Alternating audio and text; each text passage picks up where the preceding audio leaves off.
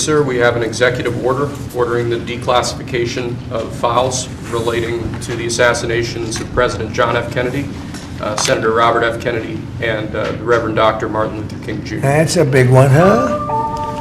A lot of people are waiting for this for years, for decades.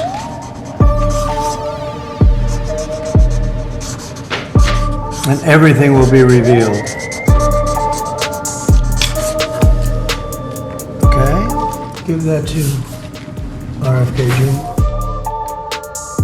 Trump lifts veil of secrecy decades after the assassination of President John F. Kennedy.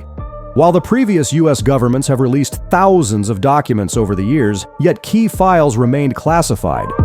Until now. What new truths have emerged with the latest declassification after Donald Trump returned to the White House? And what do we still not know? Let's break it down.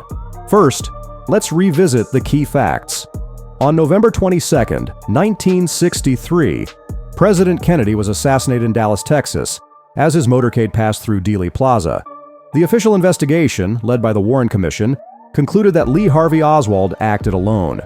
But doubts have persisted for decades, fueled by missing evidence, inconsistencies in witness accounts, and alternative theories pointing to possible involvement by the CIA, the Mafia, or even foreign governments. Over the years, multiple document releases have shed light on the events surrounding JFK's assassination. In 1992, Congress passed the JFK Assassination Records Collection Act, mandating the release of all assassination-related documents by 2017. But successive administrations delayed full disclosure. That brings us to the latest declassification. In March, the Trump administration declassified thousands of previously withheld documents. Among the biggest revelations, classified CIA cables confirm the agency had an active surveillance file on Lee Harvey Oswald months before the assassination. This contradicts previous claims that Oswald was just a blip on the radar before November 22nd. Another shocking detail?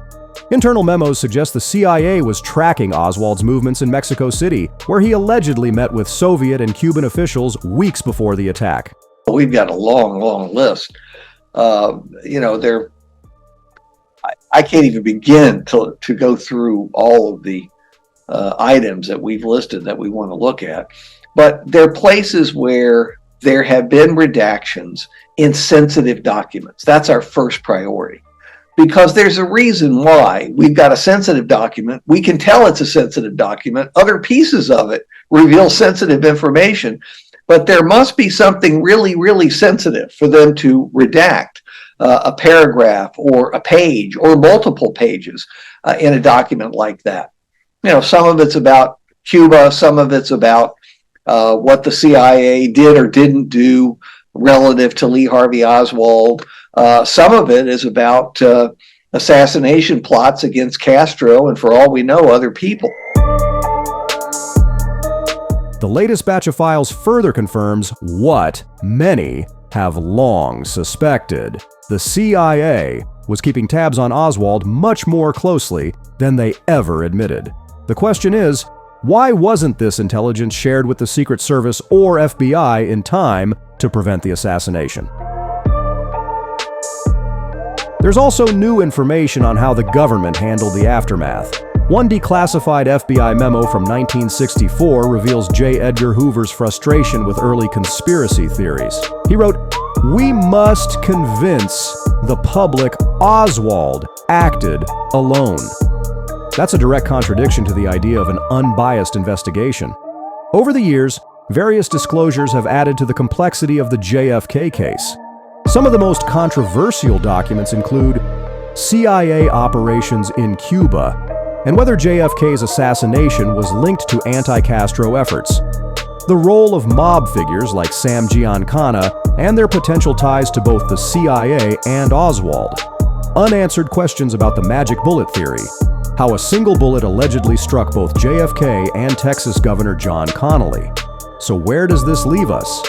With the 2025 declassification, we've learned more about government surveillance of Oswald. but many key documents remain redacted. The intelligence community argues that certain files contain national security secrets, even 6 decades later. But critics argue that withholding any information only fuels further speculation. Lawmakers are now pushing for a full, unredacted release of all remaining JFK files. Will we ever get the full truth? Or will this mystery continue for another generation? Will Trump enforce his full disclosure and transparency narrative into action? So there are going to be surprises in there, but I just don't think there are going to be that many surprises about JFK's assassination. We have a lot of work to do for a long time to come. And people just have to accept that.